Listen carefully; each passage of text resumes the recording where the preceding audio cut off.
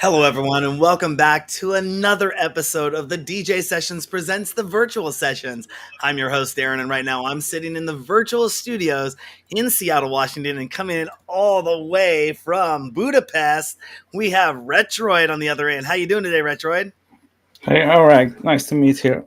Yeah, pleasure to meet you, and thank you for coming on the show. It seems like you've been pretty busy as of late. You have a lot of things going on. We're going to dive into a lot of this stuff right now. But one thing I wanted to get into right away was the Revive radio show. And Mm. how long have you been doing that show for? Because I was listening to your SoundCloud. I think it was the show with, oh gosh, what was the last one? I got to pull it up. With Olga Misty. Yes, she was the last one. Yeah, that was I And, was rocking. I only made it about 30 minutes into that set so far, but definitely some awesome background music. So congratulations yeah, on doing nice. that. How long have you been doing the Revive radio show for? So I do this since 2008 when I started the show, and yeah, it's like 40 years. Yeah, it's over 150 episodes or something like that. And yeah, it's a very long running show. Was this? Yeah. Oh, go ahead. I started on Proton Radio with this, and then went to the IFM, which is actually it's the show's home, and it's there right now. I remember Proton Radio from back in the day when I first started listening to internet radio stations on iTunes. That's where I found one of my favorite radio stations, Groove Salad by Soma FM. But Proton was always a great place to go to for some of the top music. I mean, you didn't find radio stations playing that in the States too often. Well, not where I was from. So to be able to go on an online radio station and listen to that, It's one of the first online radio station. Yeah. exactly. And you said you have about 150 episodes. I take it that it's about one episode per month. Is that what your release schedule is? It's a monthly show. Yes. Mm-hmm. So every month, I usually invite guests, but sometimes, always at the end of the year, I do a year mix. It's 2 hour. Yeah, it's the 2 hour show. And how do you go about selecting guests to be on the Revive radio show? Yeah, well, I usually select tracks which I like. So I usually invite those artists whose tracks I play. So yeah, I usually check when I hear some good music, I always go to the artist and ask him if him or she can do a mix. Yeah. And when did you start live streaming the show, or is that something that is separate than the Revive radio show? Not exactly, because I stream that Revive show parallelly with the radio show when it airs on DFM. I also stream it on my Twitch, and sometimes I do also live streams on Twitch. Mm-hmm. And that's different from these. Yeah. And when you're doing your live streaming on Twitch, is that a platform where you would release your remixes? Because I know you just had a recent remix that came out. Is that where you get to kind of play with the audience and do some testing there? Or tell us about your live streaming channel on Twitch. Yeah, sure. I always try those tunes I like, and I do, and I made. So yeah, I have not so big audience here because I didn't start it to. I think I did starting on Twitch streaming about a year ago or something like that. So it's pretty fresh for me. So I'm still building my community. Mm-hmm. And that can definitely take time to build. That was one of the most interesting things that I saw after doing a live streaming show for so many years, that a few years ago when everyone jumped online, there were some people that said, I don't want to play online. I don't want to do that. There were some people that eventually caved in and started doing it. Yeah. One thing they didn't and they hadn't built was an online community yet. So a lot of people were trying to say, look at me, look at me, look at me, when the whole Yeah. rest of the world was saying, look at me, look at me, look at me. And you can Yeah, only but watch one show at any given time. yeah, but that's we do all the time, right? On Yeah, Facebook, on YouTube, and everywhere. exactly. So it was awesome to see the conversation finally turn in what I say in my favor. I would go out and I'd tell people, oh, we do a live streaming DJ show and it's on Twitch. And they'd say, what's Twitch? Or they'd say, who wants to watch a DJ playing on a computer? I don't get it. And I go, have you ever listened to the radio before? Do you listen to music on Yeah, your phone? It's the same thing, but we're yeah, on Twitch. So you just had a remix that just came out. Tell our DJ Sessions fans a little bit about that remix. yeah. I just finished a track for Akos Györfi. It's a remix for him, and it's not already out yet because it will be out on Thursday. Okay. But it's a progressive breaks remix in my style. I usually do progressive breaks, so who listen to my tracks will recognize it immediately. Yeah, it will be out on Thursday, and it's a 3-track single. So yeah, it's called Outside of the Box. Yeah. And if you could describe your music in 3 words, how would you describe it? Yeah, it's melodic, definitely melodic. I like heavy basses and groovy, maybe. Yeah, that's a Awesome. 3 combo, which always works. I think. And you are kind of known for doing remix competitions. Is that correct? It's because I started with a lot of remix competitions I involved in, and I think I started to produce professionally after I won my first remix contest on Proton Radio. It was a digital witchcraft remix contest where I won the regional part, and that's where I got my first sound card. So my first studio sound card, and it helped me a lot to develop my sound and start to experiment on music much more. And is this something that you still actively enter and partake in remix competitions, or is it? Not really anymore. It's just it was my past and my start hit or something like that. Yeah.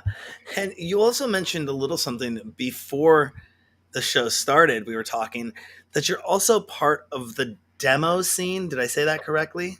Yes, that's correct. It's What tell us a Yeah. little bit about the demo scene. Yeah, it's underground subculture. It's collecting people around the world, from artists to coders to musicians. It's a competition, some kind of competition, because everyone do some product or demo or something like that. It's a small program with music or graphic art, and these these demos are really exciting and interesting because they do on very limited hardware. It's they make graphics like they made those graphics which similar graphics like in 2002. They made it in 2010 or maybe earlier. So they are very very talented people who's involved in this scene. And does that community has there been talks within that community to also produce NFTs, or are you looking at Maybe NFTs in yes. any way? Maybe yes. I don't really know because I don't really read about NFTs, only few articles. So I don't really understand how is it work, but I have an idea, but I've never checked out. And if you could, say something to new and up and coming producers to look for, or a suggestion for them if they want to get involved in remix competitions or involved with the demo scene, what would be that piece of advice? What would you suggest they do? You mean to involve in remix competition to I guess making a both. show? Yeah, both of them. I guess they're two separate things. So Again, these are separate things. Yes. yeah. I think it's a good start if you want to try yourself in music making to take a part in a remix competition, because you get the parts, you can do your own sound and add your own synths, and you can try it, and hopefully many people will listen to it. At least usually labels do these competitions, so at least the label will listen to them, and I think it's a good practice if you want to start it. Yeah, and a demo scene is a bit different because there are only small communities in the world. In every country there is a party in every year, and they are very open. So if you look for them, they will love if you would join them for sure. It's more different because on these competitions, if you send your music, the audience will listen to it and give a point on this product, and of course those will win who get the most point at the end of the party. It's a 1 day or 2 day party, and everyone is there for 2 days in a place, and they sometimes they don't go home to sleep or anything. It's And gathering. and and you're playing some live parties right now. I see that you'll be at the Bloom Bar later this month. You'll Yeah. be at Upment in August. What's it been like returning back to playing live events for you? And did you just? How long ago did things open up over there Yeah, now? well, yeah, it was a pretty long period for us as well. But I also like to stream on Twitch. It's pretty cool, almost like live shows. But yeah, it's a bit more intense if you play in front of real audience. And I really waited for this. We have a party organizer group as well, and this is Upment.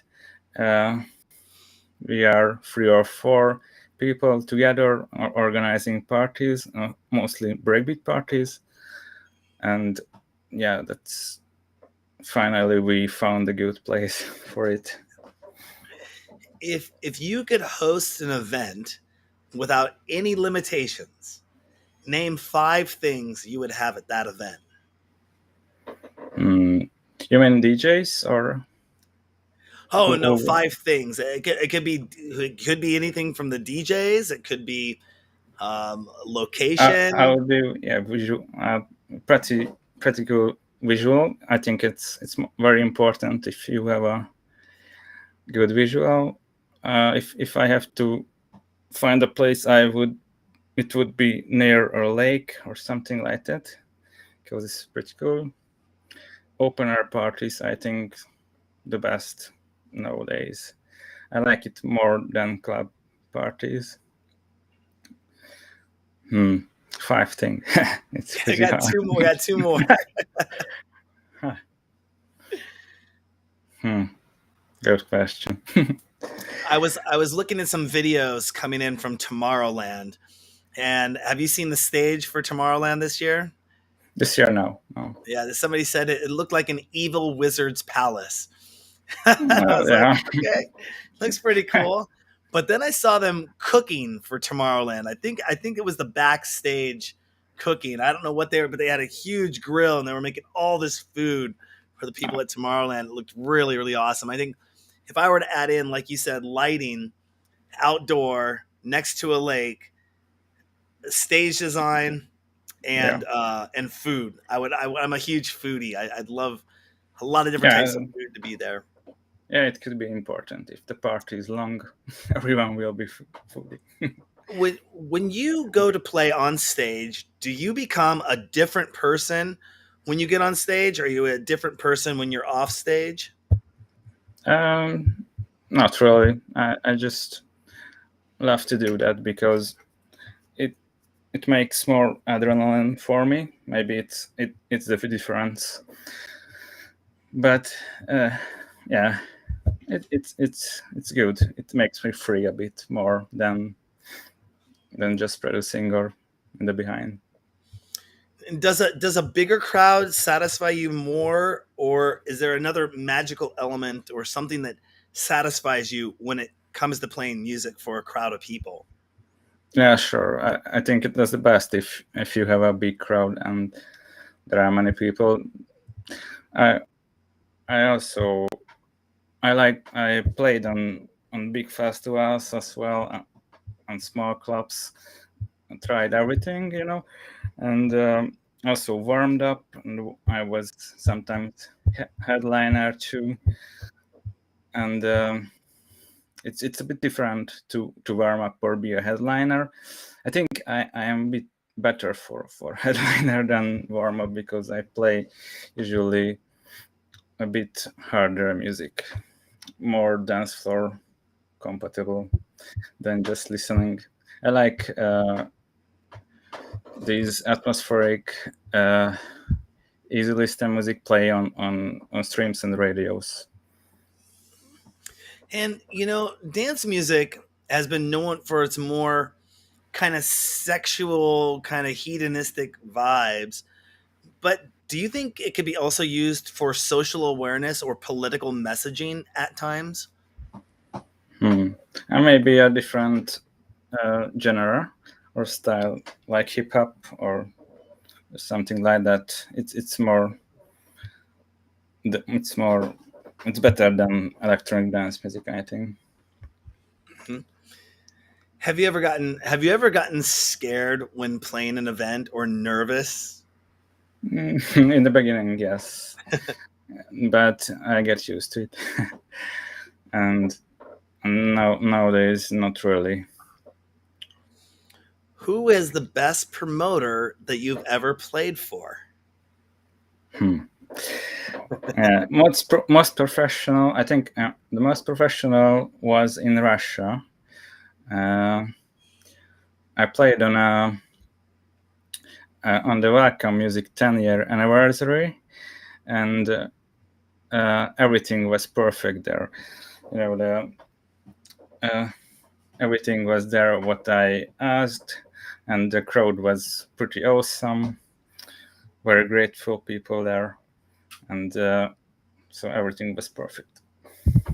So I What think for me, the Russian organizers were the best so far. and what is the craziest thing that we would find on your rider? Hmm. Not nothing special. Special. I think it's not really. Some people say champagne. Some people say a No, goblet full of M&Ms. Some no, people say no. I carrot don't juice. have any special Nothing crazy. wishes and nothing. No.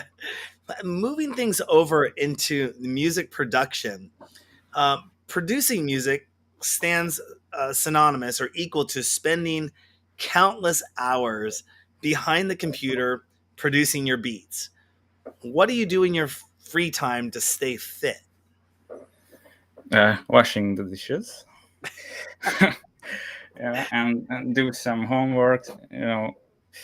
I also like to ride on my bike.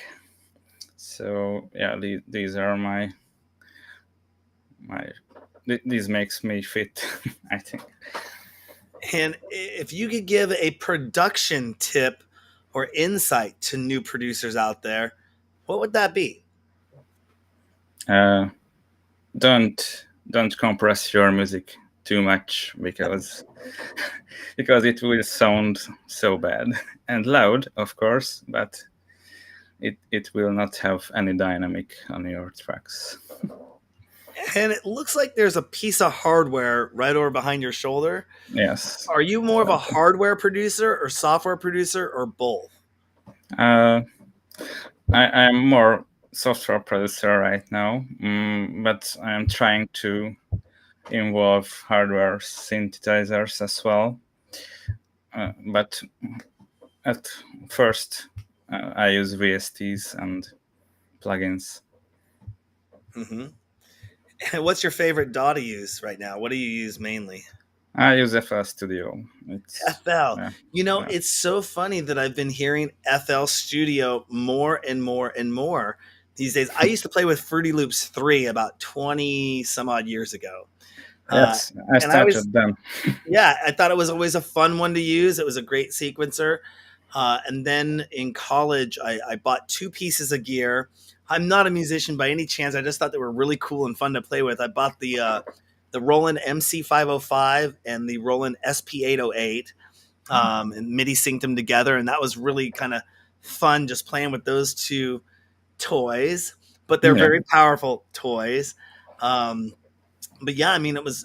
I grew up with a hardware-based environment. My brothers were in a band, and my dad had bought synthesizers and rack mounts, and it was a lot of Yeah. touching buttons and dials and knobs. There was no computer. Yeah, it's a different feeling, of course, using And buttons and faders, and it's different than it using is. software. I think the one I love, as I used to work for Apple, and I did fall in love with Logic. Yeah. I just really thought it was smooth. I mean, I had to learn how to train it so I could train people how to use it, not produce music, just use the software. Yeah. But I just really loved how smooth it was. It just seemed to naturally flow with things. And I was also using Soundtrack at the same time, back when Soundtrack was a program to do scoring for TV shows and all that fun stuff. Would you ever stop making music in form of another art form?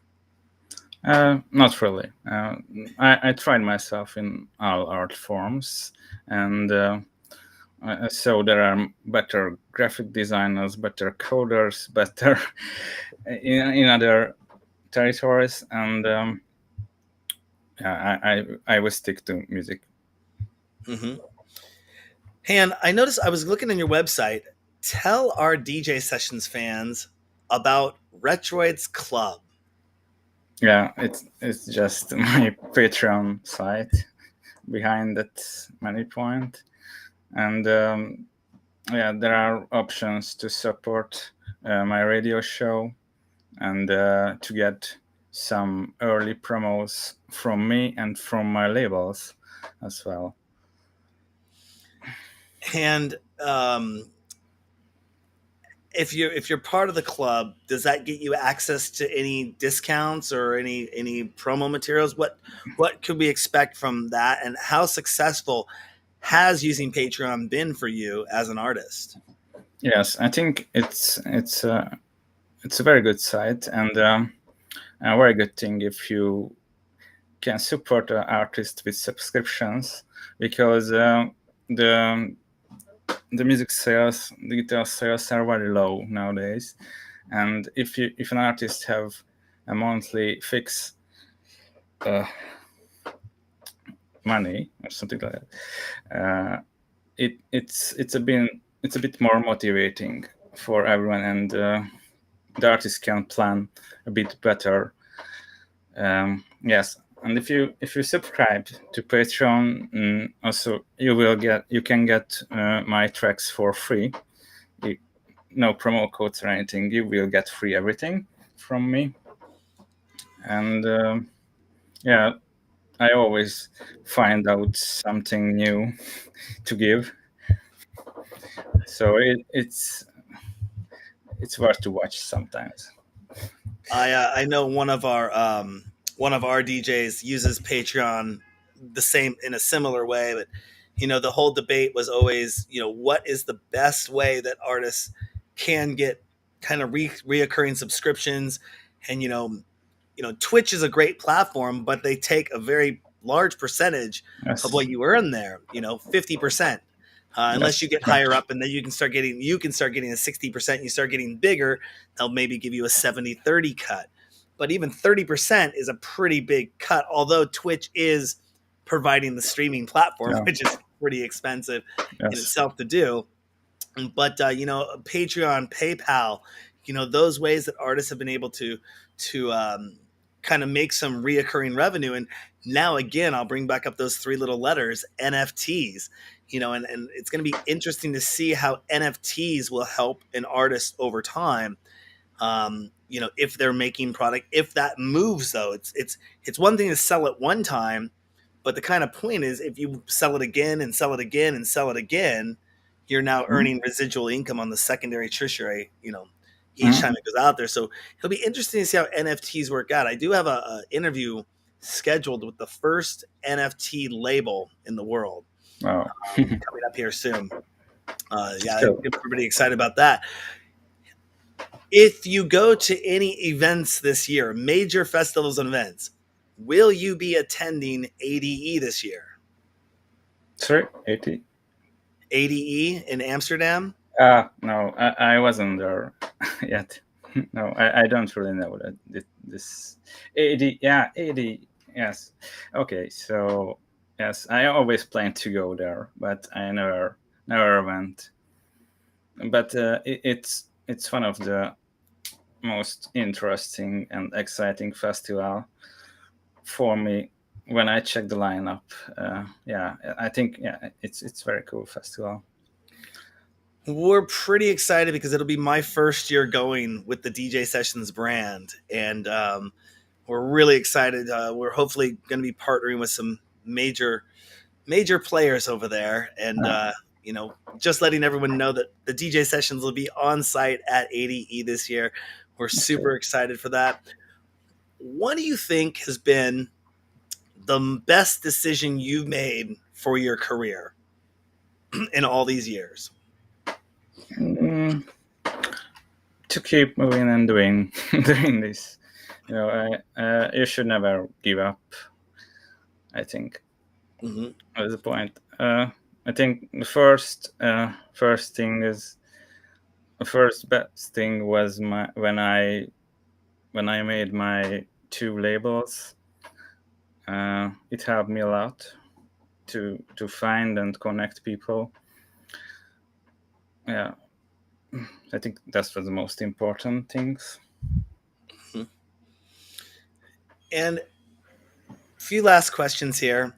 If you could pick one series on Twitch to recommend other than your own, what series would that be that you would tell people to go and watch? Those from people who's streaming here. I think Paranoid Android is pretty cool. Paranoid Android. Yeah. I don't know. I don't really watch more streamers who play music, but maybe I don't know. I don't really know their names right now. But Paranoid Android is pretty cool. And with BPort having such a kind of a monopoly on the scene, are there any features that you would like to see BPort have that are not currently available? Not really. I think I use it like every week, and I think they made it's pretty cool right now. I don't really feel that streaming option what they just promoting or developed, I don't really feel it alive.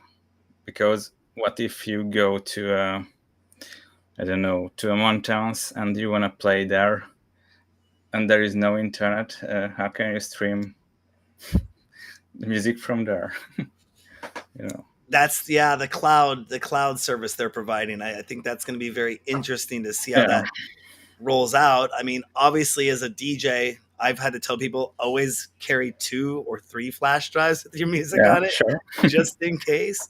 It's constantly always telling people, hey, make sure if you're going to come on our show to Record Box, because we're kind of standardized on Pioneer gear here. But yeah, I think that cloud is going to be very interesting to see how it works out. Speaking of doing things kind of in the cloud, you do live streaming. Have you ever been asked, or have you done anything in virtual reality yet? I just played in virtual reality. Oh yeah, where at? I tried out some games, like Doom or Quake or something, Fallout. I saw that there was a virtual Burning Man somewhere back in the air, and yeah, I think it's an awesome idea. Do you own Oculus? Do you own goggles, or are you just doing it on No, I don't have. No, just on laptop. The reason I ask is we have our virtual reality nightclubs we just launched in AltSpace. We're super excited for it, and we're looking to invite a ton of people to come by and have fun. You can do it from your laptop. You can do it from, I do it through my Oculus because I like the 3D experience. But it's a pretty awesome space, pretty awesome club. I'll have to give you a tour sometime and check it out. But you can find out that information at our website. Yeah, I will check it. Retroid, is there anything else you'd like to let our DJ Sessions viewers know about before we let you go? Oh, well, if you want to keep updated with my stuffs, check out my website and Facebook. I always update my Facebook with the latest music and mixes. And don't forget to check out my latest remix if you like melodic breaks. And you can expect more stuffs very soon. I have some big plans for the last year. Yeah, want to cooperate some nice artists. Yeah. And how important is social media to you? I mean, you've been there doing this before social media was kind of a thing. MySpace. Something you mentioned, MySpace. Yeah, started in MySpace. Yeah, I remember MySpace. Yeah. That was fun. But is social media something that you actively have to keep doing yourself? Do you have a team, or is it just you that does it? Just me. I don't really feel to share everything there, just to be there something. I like relevant stuff there, only music and mixes and promoting other great artists I like and play. So yeah, it's for me it's kind of promotion stuff. Awesome. Well, definitely go to Retroid's website. That's retroidmusic.com. Right there. Check it out. And thank you so much for coming on the show today. We really appreciate it. We'll let you get going. Yeah. Thank you for inviting me. You're welcome. On that note, don't forget to go to our website, thedjsessions.com. Find us on Twitch, Twitter, TikTok, Instagram, Meta, Facebook, whatever you want to call it, even in virtual reality, and now on Roku, Amazon Fire, and Google Play, and soon to be Apple TV.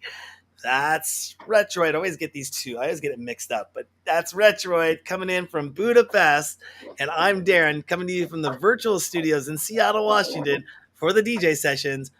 And you know what happens on the DJ Sessions? The music never stops.